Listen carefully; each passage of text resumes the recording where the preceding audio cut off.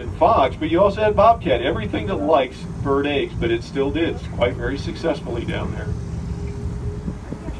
This little pine forest we're into, these are red pines, planted by Dr. Clarence Gottschalk when he took the reins of the Arboretum in 1937. They were one of his favorite plants, and he thought, you know, a couple hundred would be nice for display and research. Imagine what 20,000 of them would look like. We went and bought 20,000 red pines, seedlings, and planted them. Today we have less than 1,200 left. You may have noticed as we drive through here are the little pines underneath them, underplanting them. Those are white pines, those are native. Like the spruces, the red pine does not like our soil and our weather. They are native in northern Michigan, Wisconsin, northern Minnesota, and into the Dakotas. Well, now we're down into our birch family. Very, very, very quiet place if you want to come and walk. Not too many folks come into this area other than to drive through it. And I'm going to stop and see if you guys have your imagination caps working, because if you look at that birch tree that sits over there to our right close to the road, and you look at the fence, just above the fence, you look at the branch that's looking right at us. Yeah. If your imagination's working, you should see the face of an owl. Yeah. See it? You see two big eyes and the beak and the eyebrows. Yeah. Oh, look, do you see a friend? Well, that was created when we had to remove 2 branches. And what creates that is branches on a birch tree, when they grow, as they grow in diameter, they push the bark out of the way. It's called a bark scar, if you would, a branch scar. And what happens is what's happened there is the branches have pushed the bark out of the way and created the beak and the eyebrows of the owl.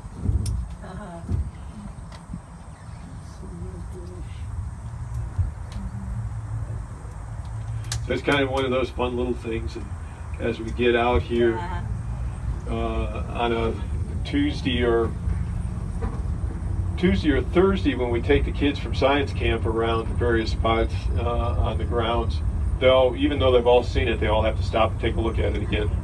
Aww. Oh, beautiful hawk just went by the front of the cabin. Sometimes we'll see, because we've done all the work along the river, which is just right here, we will see deer down there in the evening, and quite frequently throughout the day we'll see great blue heron down there as well.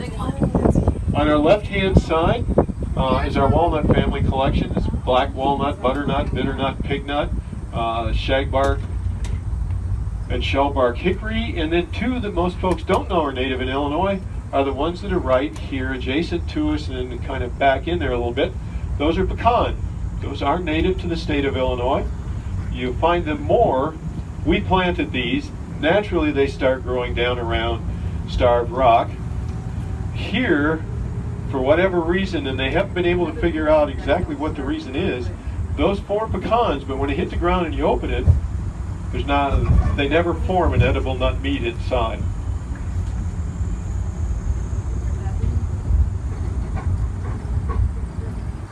As you come around the corner here on your right is Arbor Lake, the largest of our lakes, and it was built to create the overpass out there in 1957, where I-88 today goes over 53, was I-5 originally. It is the largest of our lakes. It's 30 acres. The deepest of our lakes at 25 feet. And the EPA, every couple of years, they come through and they say it is so clean that you could actually drink out of the lake. Drink the water out of the lake if you needed to. Well, I tend to be a skeptic of the EPA, but if they say so. Yes, we do. We have a fella who raises bees here, and they move those hives around from year to year. And if you stop into the store in the visitor center, I believe right now they do have some of our honey raised here on the Arboretum grounds. Well, now I kind of stopped here, let some of these cars go, but primarily I want you to see the river and what it looks like now and how you get down to it. And it is very that little creek that comes in is Willoway Brook. That's what Lake Marmo is made from. And quite frequently, especially in the morning, standing at where those two meet, you quite frequently find great blue herons standing in there fishing. Later this year, we'll come back in and add things like swamp white oak and sycamore, which are natural in wetland areas like this. But it's just been a beautiful thing to see happen over the last year, now that we can actually see that river.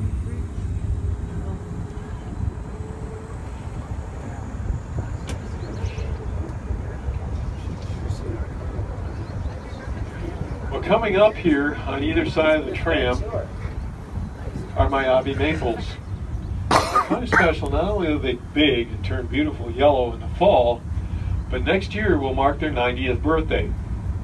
They were planted there from seeds that Mr. Morton brought back from, we think, his last trip to China in 1928.